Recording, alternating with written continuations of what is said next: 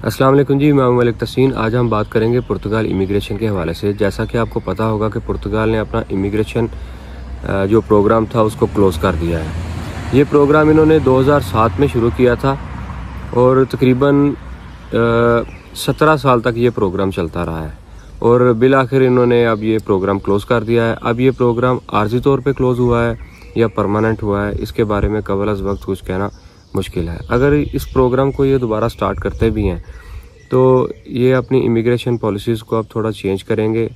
पहले ऐसे हो रहा था कि कोई भी आके पुर्तगाल में फ़ाइल जमा कराता था, चाहे वो विज़िट वीज़ा पे आता था, चाहे वो डंकी लगा के आता था, किसी तरीके से भी पुर्तगाल में आता था तो उसकी फ़ाइल जमा हो जाती थी और उसे कॉन्ट्रैक्ट बाय करना पड़ता था। कॉन्ट्रैक्ट बाय करने के बाद अपनी फ़ाइल को मुकम्मल करके वो लॉक कर देता था और वो इमिग्रेशन प्रोसेस में एंटर हो जाता था, जिसकी बुनियाद पर उसे टेम्परेरी रेजिडेंसी मिल जाती थी और उसके बाद टाइम गुजरने के साथ साथ वो अपनी पीआर के लिए भी एलिजिबल हो जाता था। लेकिन अब ये चीज़ें फ़िलहाल ये क्लोज़ हो गई हैं।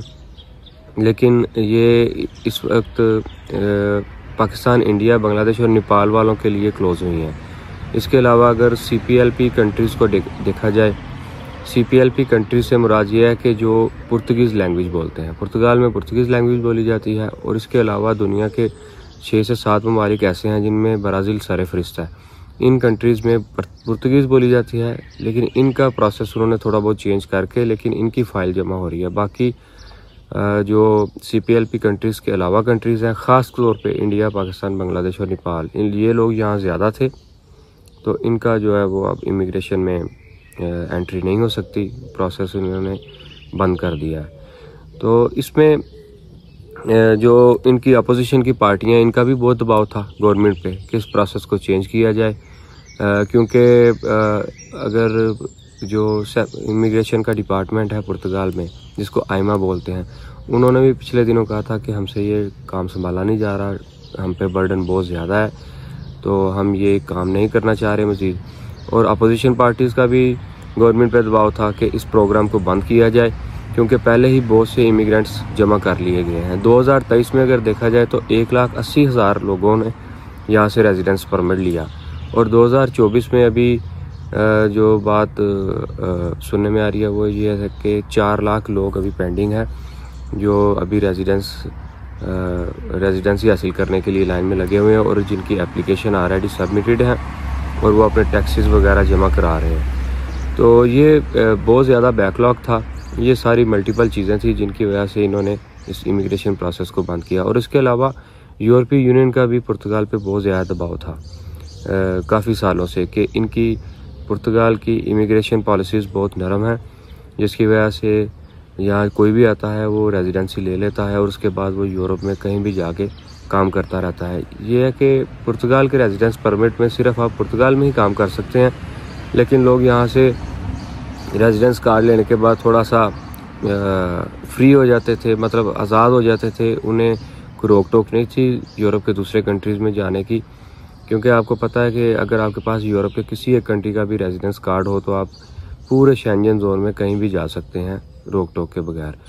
तो इस तरह वो दूसरे कंट्रीज़ में भी जाके ब्लैक में काम करते थे। तो ये सारी चीज़ों की वजह से आज पुर्तगाल को अपनी इमिग्रेशन क्लोज़ करना पड़ी।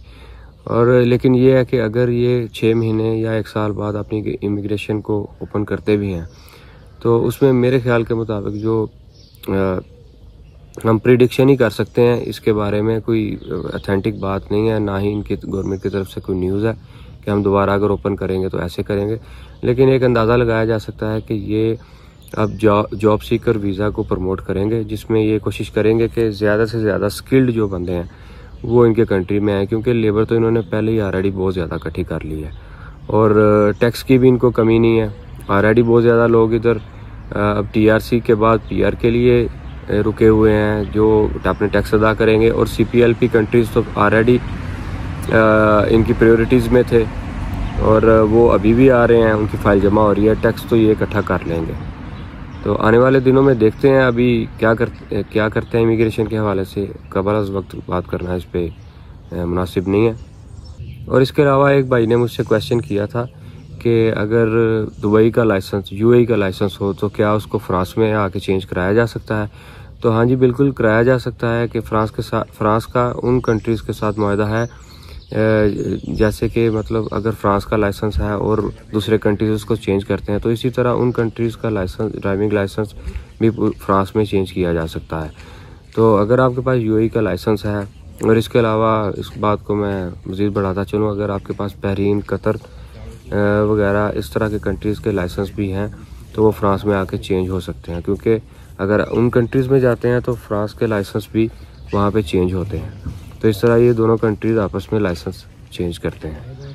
और इसके अलावा एक भाई ने मुझसे ये पूछा था कि अगर पुर्तगाल में फ़ाइल इमिग्रेशन का प्रोसेस चेंज हो गया है, तो इसके अलावा हमारे पास सेकंड ऑप्शन क्या हो सकती है। तो इस पे मैं आजकल वीडियो बनाने जा रहा हूँ कि काफ़ी लोग ऐसे हैं जो शेंजन वीज़ा हासिल करना चाह रहे थे, या जिनको शेंजन वीज़ा मिल गया है, लेकिन इमिग्रेशन पुर्तगाल की इमिग्रेशन क्लोज़ होने के बाद अब वो सोच रहे हैं कि अब पुर्तगाल के अलावा उन्हें कहाँ जाना चाहिए। तो इस पे मैं वीडियोस बनाने वाला हूँ। तो नेक्स्ट वीडियोस में इंशाल्लाह मैं आपको बताऊँगा कि आपको पुर्तगाल के अलावा कौन से ऐसे कंट्रीज़ हैं जो जल्दी रेजिडेंसी दे देते हैं और वहाँ पे आप काम भी कर सकते हैं। वैसे मैं आइडिया के तौर पे आपको स्पेन का बता देता हूँ कि स्पेन की इमिग्रेशन पॉलिसीज़ भी काफ़ी हद तक नरम है, और इसके अलावा इस पर डिटेल पे बात करेंगे, वो मैं अगली वीडियो बनाऊँगा। 3 जून 2024 तक जिन लोगों ने फ़ाइल जमा करा दी थी पुर्तगाल में, उनका प्रोसेस वैसे ही चलेगा। ये फ़ाइल लॉक सिस्टम ये नए आने वाले बंदों के लिए क्लोज़ हुआ है। जिनकी पहले से फ़ाइल लॉक थी उन्हें इसमें कोई मसला नहीं है, उनका प्रोसेस ऐसे ही चलता रहेगा और उनको रेजिडेंस कार्ड टैक्स अदा करने के बाद ऐसे ही मिलता रहेगा। और इसके अलावा जिन लोगों की अभी फ़ाइल मुकम्मल नहीं थी 3 जून से पहले तक, और वो अपने मेडिकल बेस पे यहाँ पे रह रहे थे, उनका प्रोसेस भी वैसे ही चलेगा। अगर उनके कुछ डॉक्यूमेंट्स कंप्लीट नहीं भी थे, वो बाद में बन जाएंगे, तो उनको भी रेजिडेंस परमिट ज़रूर मिलेगा। अगर आज की वीडियो मेरी आपको पसंद आई हो तो इसको लाइक शेयर कर दीजिएगा, और मेरी आने वाली इन्फॉर्मेटिव वीडियो देखने के लिए मेरे चैनल को सब्सक्राइब कर दीजिएगा। तो मिलते हैं इंशाल्लाह नेक्स्ट वीडियो में। अल्लाह हाफिज़।